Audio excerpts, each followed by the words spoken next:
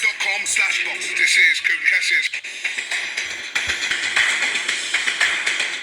April 26th, Eubank Jr. versus Ben. Buy now at DAZN.com/box. This is Cassius for IFL TV.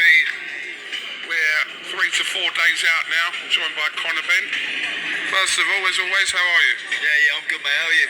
Alright. You look good.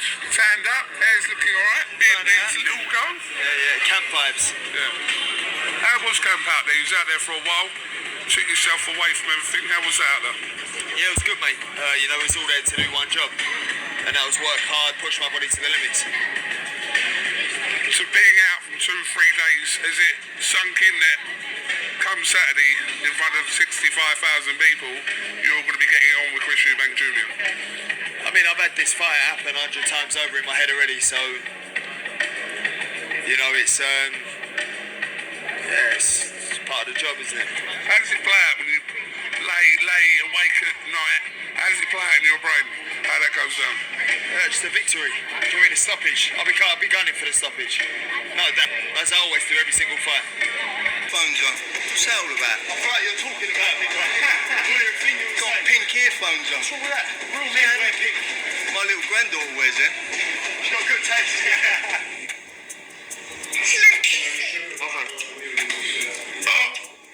Got him. You keep doing it. See? I got it. Look. Yesterday, you talked to me as well about that dream of the Ferrari. Is that something that motivates you? No, that don't really motivate me. Hold on, no, don't speak too soon. Obviously, I want that Ferrari. I want the nicer things in life, obviously, as we all do. But it's definitely shifted having kids. Because now it's a matter of, I want to give them a good life, give them the best life possible. People say I'm silver spooned and people say I'm spoiled.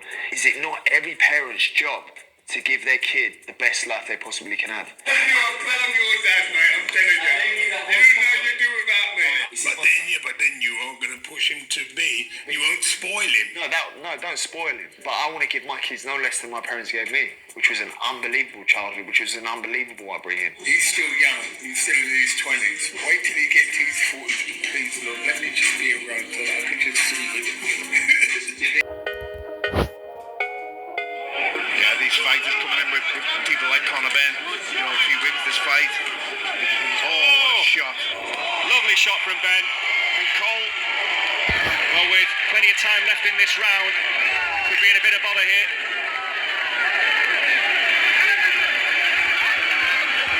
So that David Wicker picking up later in the contest. Ben to unload so that David Wicker picking up later in the contest. Ben to unload so that David Wicker picking up later in the contest. Liars. You shake this prick for any eggs. I don't need eggs, my friend. These fists are more than enough. I'm just getting my makeup done, chap. Probably not conducive with two pugilists. I hate what he stands for. I hate what he did. Failing these 2 drugs tests is unacceptable. No ban, clear to fight, no fine. That's one thing. I don't care if it's good. But that is true. Was there drugs in your system? Maybe not. None of your business. I think he's an absolute idiot with a big head. Even your dad don't like you. That's an accomplishment. What does he slap me right now? Hands on me. Stop moaning about it. Little push and shove. Well, That's it's a matter of fact. How's that You disrespect? can't give it and not take it. People, the athletes, sacrifice everything to be the very greatest. The fans see a punishing battle against pain and adversity that somehow, in just hours or minutes, seems to mirror the whole mission of life itself. And every once in a while, on the very rarest of occasions, it feels even more important than all of that.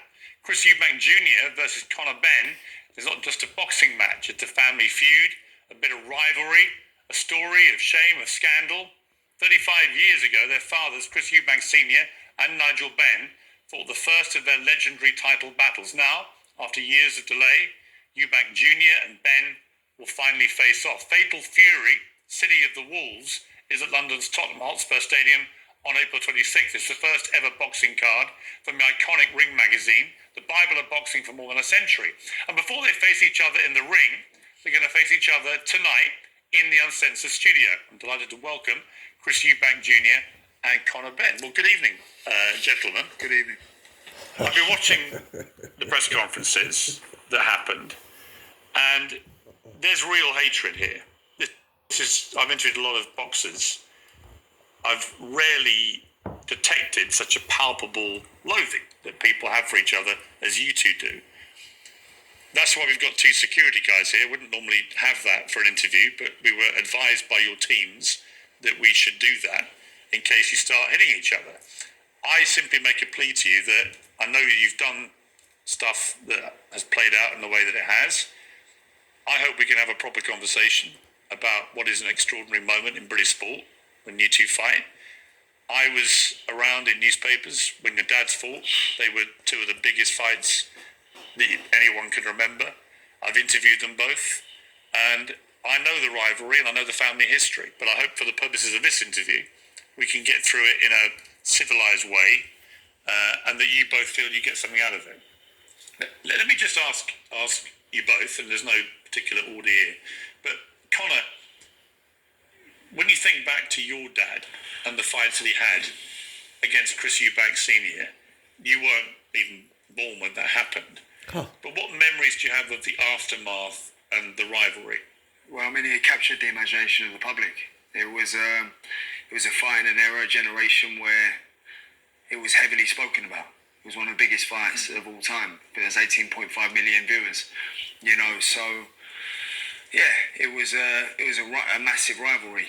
There were two big personalities, two big styles, people invest in character, and the characters were off the charts. Did it instill in you this feeling that you have for Chris Jr.?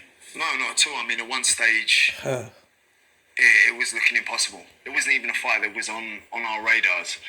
I'm a 147 fighter, he's a 160 fighter, and our paths just happened to cross. You talk about the stars align. You could say that. Chris, for you, I mean, I've interviewed your dad at length, and he had some extraordinary fights, not just with his dad, but with people like Michael Watson, who ended up in a wheelchair. I was ringside when Nigel Benn fought Gerald McLennan, who ended up in a wheelchair. This is a brutal sport. People have died in the ring.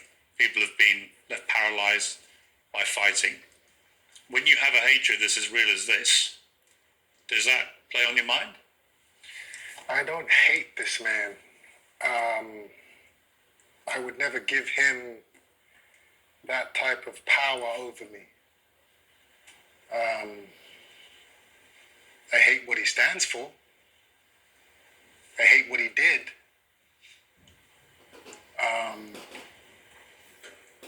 I hate what he represents. But as him as a person, I'm not going to say I hate him.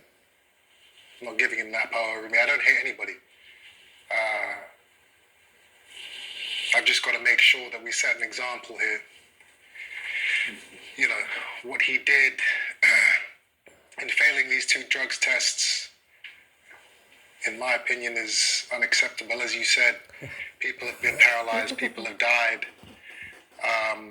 So for anybody who is out there thinking to cheat, they have to be made an example of. They have to be punished. They have to be embarrassed. And that's what I've been doing. I mean, I interviewed Conor in this very studio at the height of all the allegations against him. He was passionate in his denial that he'd ever cheated.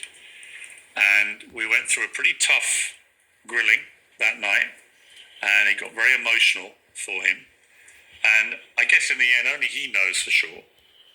But the reality is that all the interrogatory investigatory bodies have cleared him to fight in this fight with you. So you might think he's a cheat, and you're perfectly entitled to your view. But the reality is, if he was a convicted cheat, he wouldn't be able to fight you.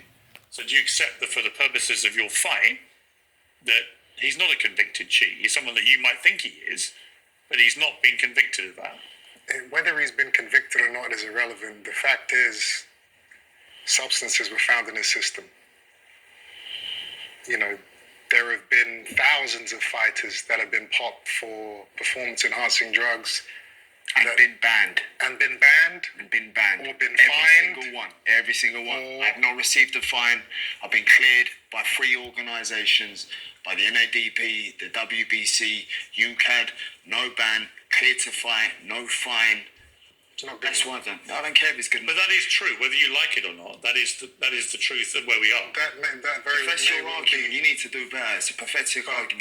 There are plenty of fighters even now in boxing today that have failed drug tests. They've been fined or served bans, and then they've been let back into the ring. This is in no way different. He got caught. He went out of boxing for a little bit, spent $1 million trying to clear his name. You know what? That's why you're an idiot. No, because I've been cleared by 3 organisations, care. by people who are a lot smarter than you. Was there drugs in your system? This is you talking Was personally. there drugs in your system? Maybe not. None of your business. I've been cleared 3 times. It is my business It ain't when your business. you were preparing to fight me. Yeah, but you don't know the ins and outs. You think My you know. father- Well, let me try to explain it to you. Hang on, let me ask you, Conor, on that point, because you raised it at one of the press conferences, and it's a valid point. Do you accept that these substances were found in your body?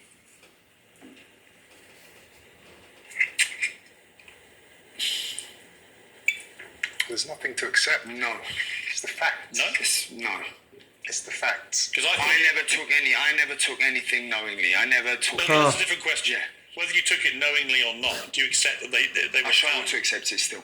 Because you don't want to accept it. I struggle to accept it. Let's say that he Well, hang on, was an hang on, accident. quick. No, I need to say that. But Let's say it was an accident. No, but Let's give him the benefit of the doubt. No, but let's first of He all. didn't know how the drugs got into Wait a second. First of all, let's acknowledge the fact that he's accepted. I don't need to acknowledge anything. Well, I know you don't need to, but I do. And the viewers, I think, from the point of view of the Drugs were in viewers, his system, whether he knew about them or I'm not. going to come to that. They were in his system. Chris, I'm going to come to that. For the purposes of the interview, though, and for the viewers watching, that's an important admission. We've got it. Now, hang on. We've got it. Hang on. But it still Let me doesn't mean you're not guilty. Let me conduct the interview how I want to conduct it. I will come to you for that point you're making now. Because you asked the question, and I asked it on your behalf, and we got a concession from Conor that yes, the substances were in his body, but you didn't take it deliberately. Is your I never took anything.